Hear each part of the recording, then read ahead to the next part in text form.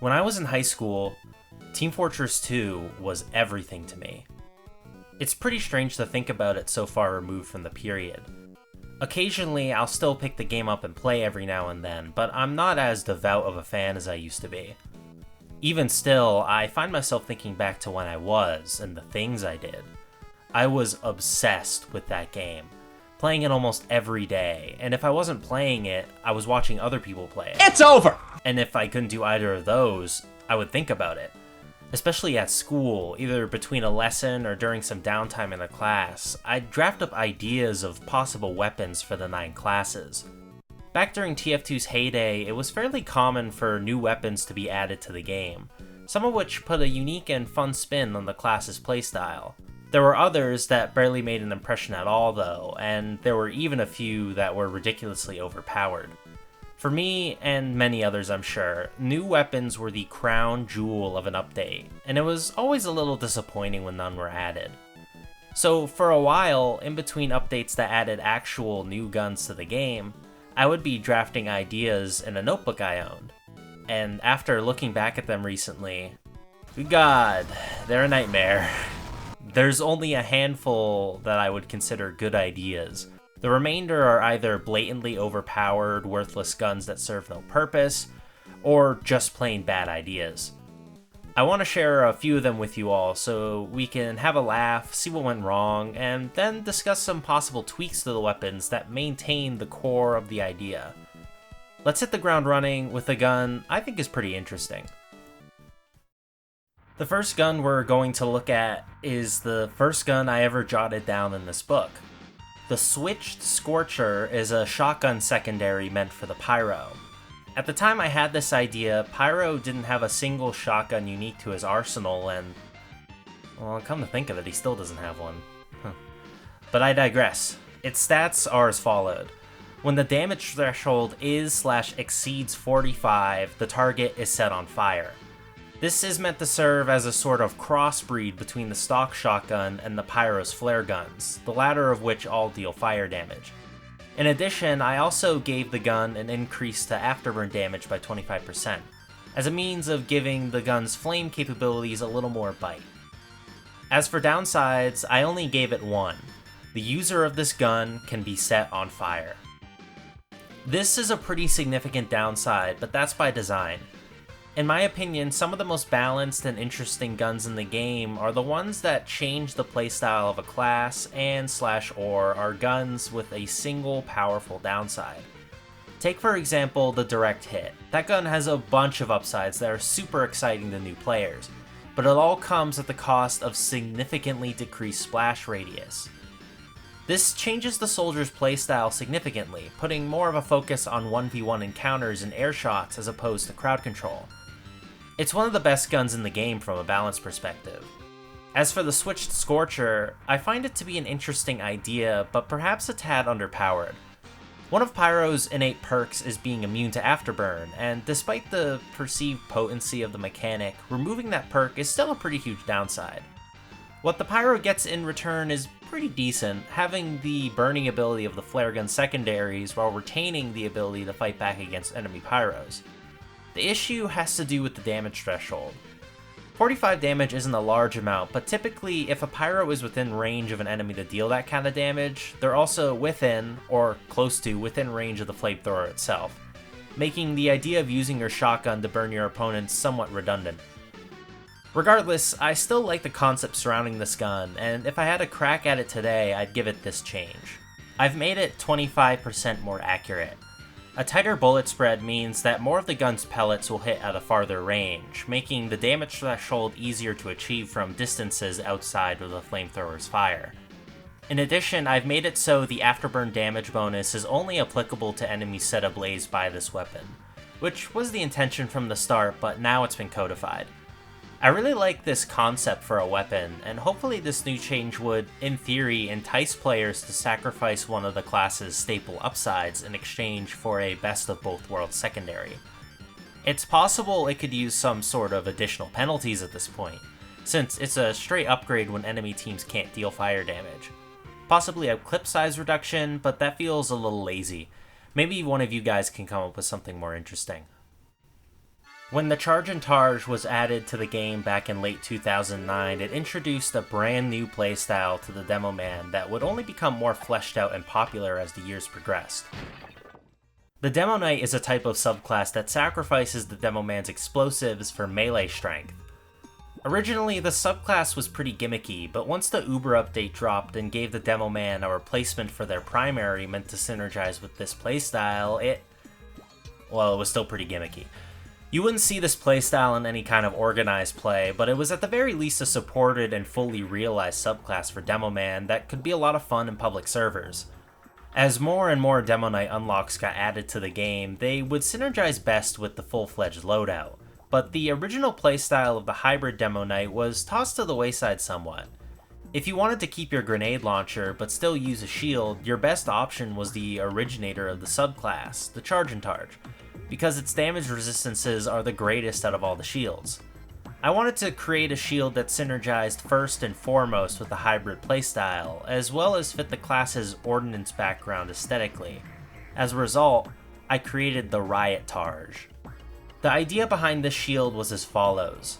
Sacrifice aspects of shields that entice Demo Knights, like a decrease in charge impact damage and duration, and attract hybrid demos with powerful resistances. These resistances are a plus 50% explosive resistance and a plus 20% bullet resistance. Like I said, these resistances are pretty powerful, and I attempted to counterbalance that fact by making them only applicable when facing the attack. I suppose I figured that this would be enough to balance the shield, but I messed up. Really bad. First of all, both resistances are way too high. There's a reason no other shield grants the demo a bullet resistance. Bullets are the most ubiquitous damage type in the game, whereas explosives, and especially fire, are way less common in comparison. Having a passive plus 20% resistance to a damage type 8 out of the 9 classes uses is incredibly strong. In addition, a 50% resistance to explosives is also powerful, albeit not as much as the bullet resistance. Older players may remember that the Targe had a similarly high explosive resistance for a few years.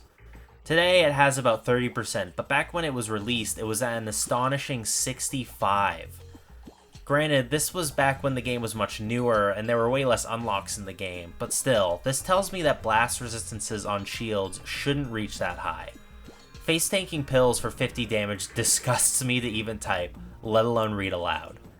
Finally, this brings me to the worst part about this weapon for me, the front-facing requirement. I suppose I was attempting to think about this weapon as if it were an actual riot shield, only giving the demo the bonuses when he's behind it.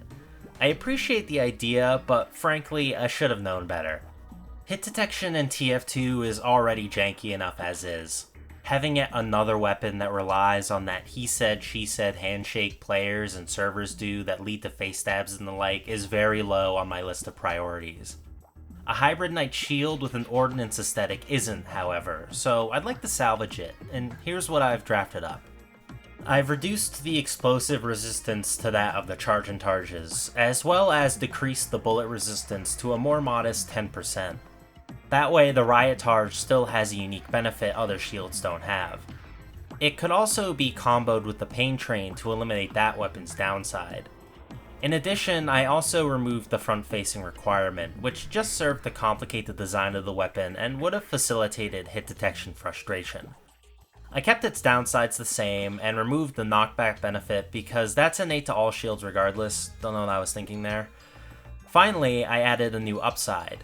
A 30% explosive resistance to the user's own grenades. Explosive resistances from the shields don't normally apply to your own weapons, so this shield would be unique in that regard. This would allow the demo man using this shield to feel more safe using his grenade launcher at close range, since the max damage of a pill is down from 74 to 52. With these changes, I feel as though the Riot Targe is on a more even playing field.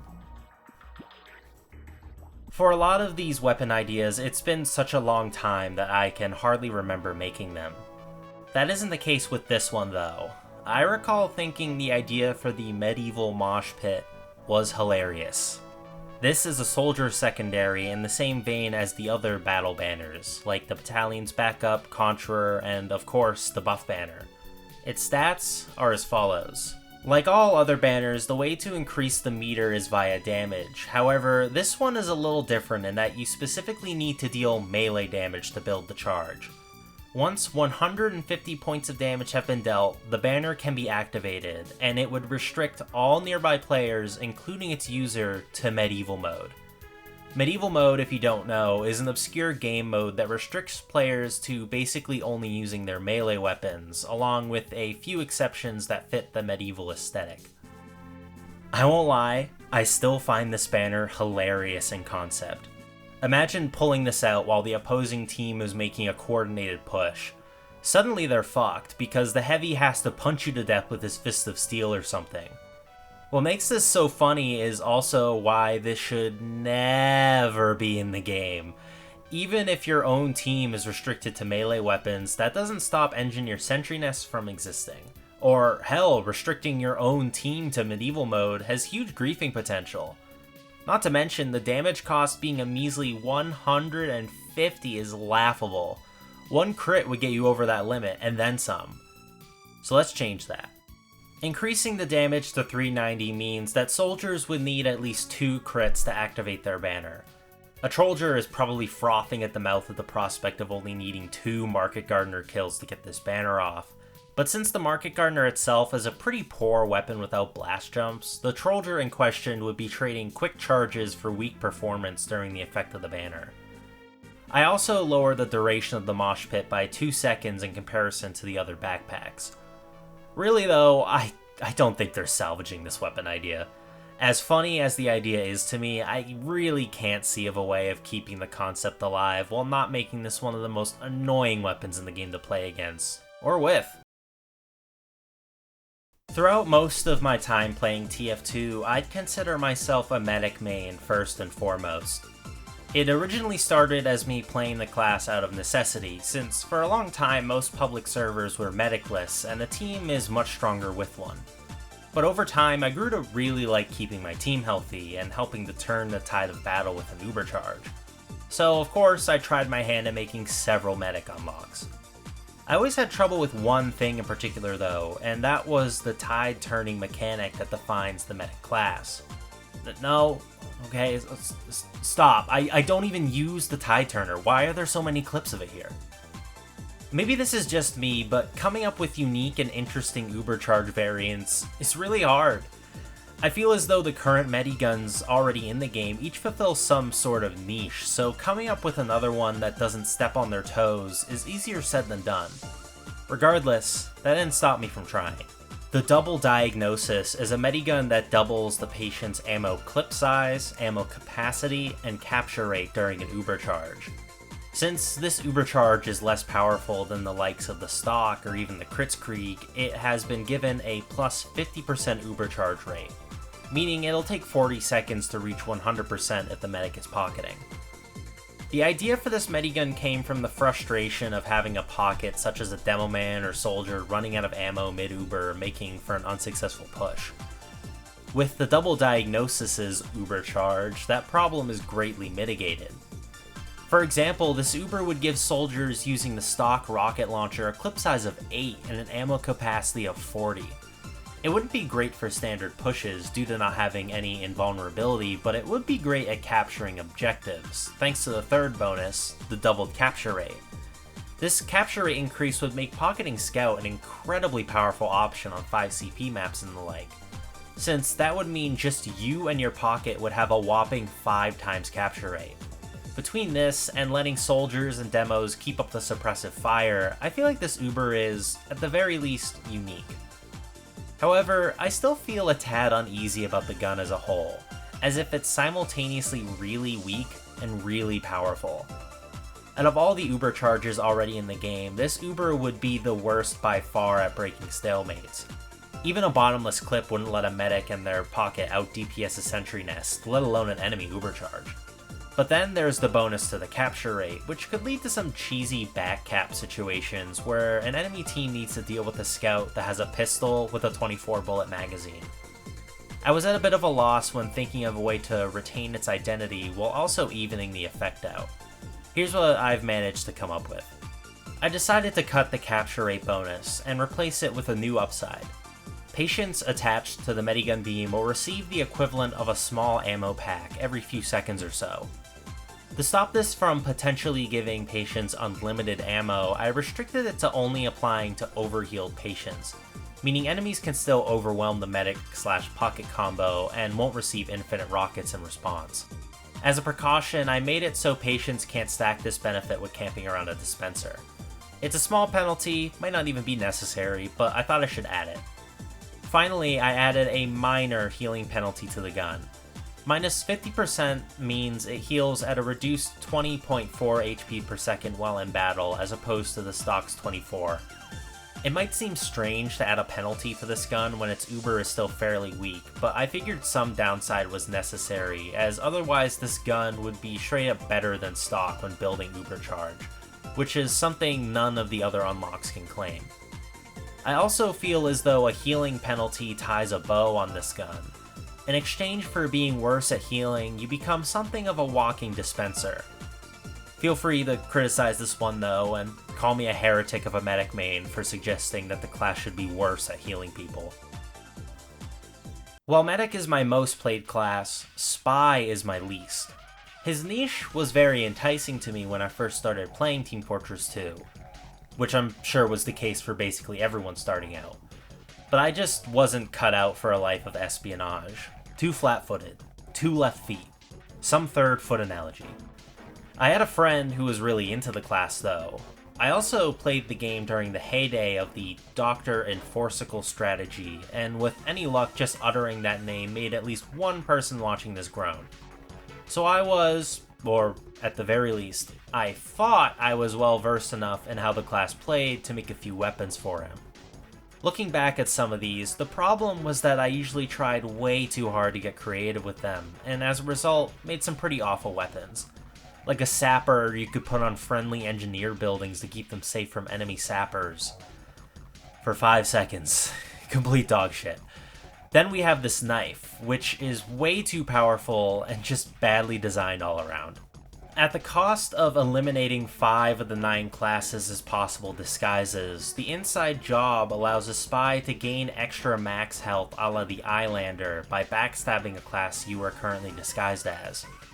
The maximum amount of health that can be gained is 50, meaning it's possible to get a 175 HP spy running around your base. I should mention that this knife was conceived way before the Kanaver's kunai was buffed to be the monster it is today, although it still existed. There's actually so much wrong with this weapon, I don't even really know where to begin. Actually, let's start with the kunai comparisons. This knife really steps on its toes. Oh hey, there's that third foot analogy. The benefit of this knife is like a more permanent, albeit slower, Kanaver's kunai. Maybe that'd be okay on paper, but compared to the kunai, especially these days, this upside just isn't worth it. The kunai may start out weak, but all it takes is one stab, and the spy using it is at full power. Whereas a spy using this knife will have to slowly pick away at specific targets, while gaining no sort of benefit for pulling off chain stabs, unlike the kunai. This slow and steady approach the upside of this knife has just doesn't work on spy like it does on Demo Man. Why? Because spies die. A lot. That's not just me coping with my spy skills either. Spy is not only a squishier class, but his methods of self-defense are way worse in comparison to the Demo Man. Which is the point, I know that, but it just hammers the point home that this knife wouldn't work. Finally, there's the downside, only being able to disguise as certain classes. I said earlier that I thought I knew how spy worked. Well, I clearly didn't, because if I did, I would have understood that this is barely a downside.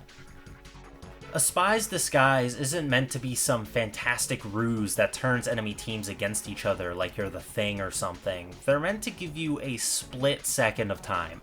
So a player on the enemy team who sees you out of the corner of the screen absent-mindedly ignores you just long enough for you to get the kill. And trick sentries, of course. But what do you know? Engineer was one of the classes that gives you the benefit. I really did think of everything. The design of this knife is just so messy, and I feel like I knew that. Even the upside of the knife kinda sorta feels like a bit of a punt. Like, I came up with the disguise downside first and had to think of some sort of reason anyone would use this knife. In its current stage, few, if any, would. So I went back to the drawing board, trying to find a way to make the idea of a knife that gives the user a bonus for backstabbing the class they were disguised as work, and I came up with...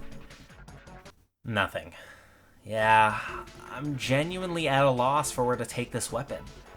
I toyed with the idea of giving Spy a bonus depending on which type of class he backstabbed, i.e. offense, defense, and support. Like mini crits for backstabbing on offensive classes while disguised as one, etc. But it felt too complicated, too confusing. No one wants to read a novel when choosing a weapon. Besides, that upside alone conflicts with the likes of the Diamondback, so it would be the same problem the original knife idea had with the kunai, just with a different weapon. Ignoring that though, what would I give for the other types? Damage resistance on defense? Speed boost on support? They all feel like dead ends to take the weapon in. Big Earner gives you cloak and a speed boost, the kunai boosts HP. Spycicle defends you from your hard counter, and your eternal reward enhances your espionage, which was the intention for the inside job. Everywhere I looked to find some sort of niche for this knife, something else already in the Spy's kit covered it. So, unfortunately, I think this weapon needs to be scrapped entirely. Sorry, Spy mains, I can't think of a way to make it work. But maybe you can! Please share and comment below. Comment! I think that'll be enough dumpster diving for one day. Hopefully you got some entertainment from this trip down memory lane. TF2 is a game I was really passionate about, and even if the ideas I had weren't all fantastic, I think that love still shone through. And remember, there's more water in this well. So if you're interested, I could talk about the medic melee that makes your uber charge stronger, or the grenade launcher that gives you a speed boost on hit. But that'll have to be at another time. And hey, maybe some of you can share your own weapon ideas in the comments. I'm sure you have at least one idea for a weapon in your head dancing around. Also, be sure to let me know what you think of these weapon ideas. Which one was your favorite? Least favorite? You get the idea. I'll be back soon, but in the meantime, enjoy that summer update.